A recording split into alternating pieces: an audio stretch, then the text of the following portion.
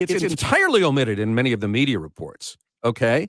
But this is a low confidence judgment. Yes, they've concluded this was likely, but it is not definitive. I think it's important to put it into the proper context because you got different media outlets calling this a blockbuster.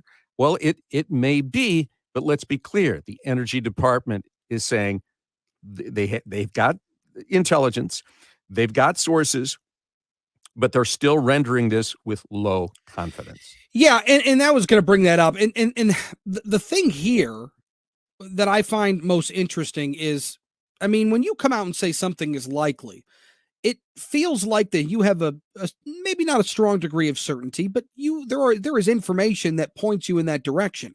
But then it also feels like they've given themselves a backdoor. They've given themselves the caveat of saying, well, this is still low confidence. We're not entirely sure yet. They're leaning in that direction.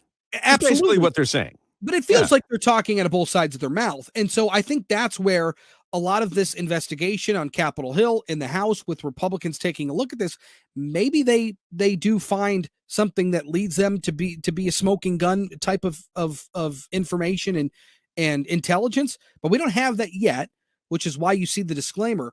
But it does feel like there's reason to believe that it's entirely possible that this to be the case. But what it does say, it was an outrage, Chris, an outrage that they suppressed discussion of this from the get-go by calling it racist, by calling it misinformation, that by slamming the door on this avenue of inquiry, they were dead wrong. And not only did they lie, but they helped the Chinese with what was their